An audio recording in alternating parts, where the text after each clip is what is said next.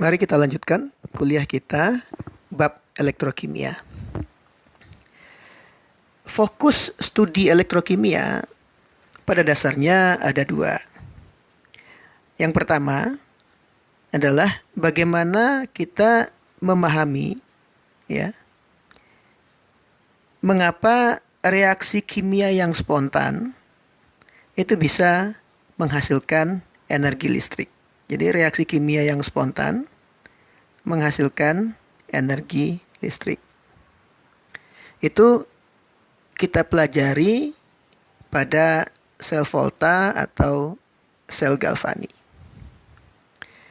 Yang kedua adalah usaha untuk memahami bagaimana kita bisa menggunakan energi listrik untuk melangsungkan reaksi yang tidak terjadi secara spontan. Ya. Itu kita pelajari pada sel elektrolisis. Nah, sekarang kita bahas satu-satu, ya. Gambar yang Anda lihat di sini, ya. Ini adalah gambar sel Galvani atau sel Volta. Jadi kita punya dua larutan tembaga nitrat 1 molar dan perak nitrat 1 molar. Ke dalam larutan tembaga nitrat 1 molar kita celupkan logam tembaga. Ke dalam larutan perak nitrat kita celupkan logam perak. Ya. Logam Cu dan logam perak kita hubungkan dengan kabel listrik. Sementara larutan tembaga nitrat dan larutan perak nitrat kita hubungkan dengan jembatan garam. Di dalam jembatan garam ini kebetulan ada garam kalium nitrat. Jadi ada ion kalium dan ion nitrat. Nah, ketika rangkaian ini sudah tersusun, maka secara spontan elektron itu akan mengalir dalam kabel listrik dari tembaga, logam tembaga menuju logam perak. Ya. Kalau ada elektron mengalir, berarti ada arus listrik. Ya. Berarti di sini ada kerja listrik. Ya. Ini menunjukkan apa?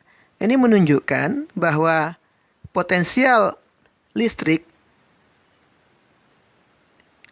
antara Cu dan Ag itu berbeda. Ya. Kalau elektron mengalir dari Cu menuju Ag, maka itu berarti bahwa Ag ini memiliki potensial lebih besar dari Cu. Oleh karena itu, logam Ag ini kita beri tanda positif. Sementara Cu kita beri tanda negatif. Negatif artinya Cu memiliki potensial lebih kecil dari Ag. Pada kasus ini berapa beda potensial antara kedua logam ini? Ya. Adalah 0,460 volt. Ya. Nah, kalau elektron mengalir menuju logam perak, ya, di sini terjadi reaksi reduksi Ag plus menjadi Ag, ya. Jadi reduksi Ag plus menjadi Ag, sementara di sini terjadi reaksi oksidasi Cu menjadi Cu2 plus. Jadi Cu padat itu teroksidasi menjadi Cu2 plus tambah 2 elektron. Ya. Nah, karena di sini terjadi reaksi, maka Cu ini disebut dengan elektroda. Dan karena reaksinya adalah reaksi oksidasi, maka Cu ini disebut sebagai anoda. Ya. Di kanan, ion perak tereduksi menjadi perak. Ya. Nah, elektroda tempat terjadinya reaksi reduksi itu disebut dengan katoda.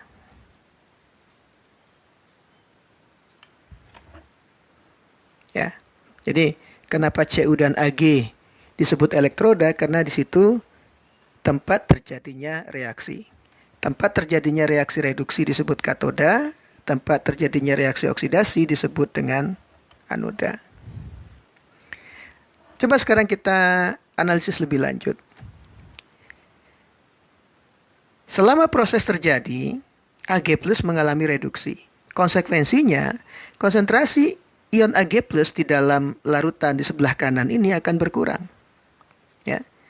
Jadi, ion nitrat yang bermuatan negatif lebih banyak daripada ion Ag+ yang bermuatan positif.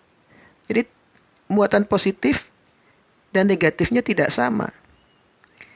Hal ini tidak boleh terjadi. Oleh karena itu, untuk mengimbangi kelebihan muatan negatif di sini, ion K+ yang ada di dalam jembatan garam itu akan bergerak ke wadah katoda untuk mengimbangi kelebihan muatan negatif.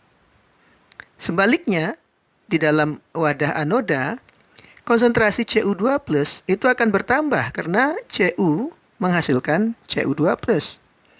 Akibatnya di sini justru muatan positif menjadi lebih banyak dari muatan negatif.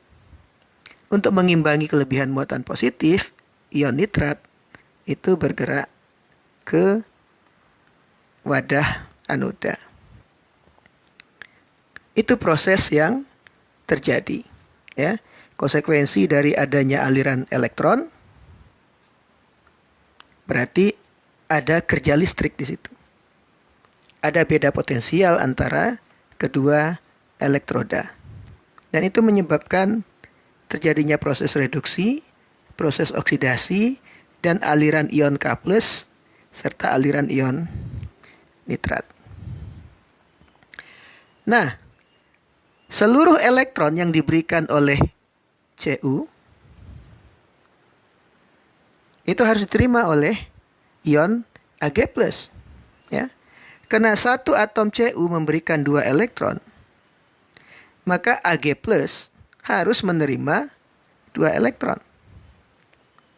Jadi, pada katoda, itu reaksinya harus kita kalikan 2. Ya. Nah, kalau kedua reaksi ini kita jumlahkan, kita akan dapatkan reaksi sebagai berikut.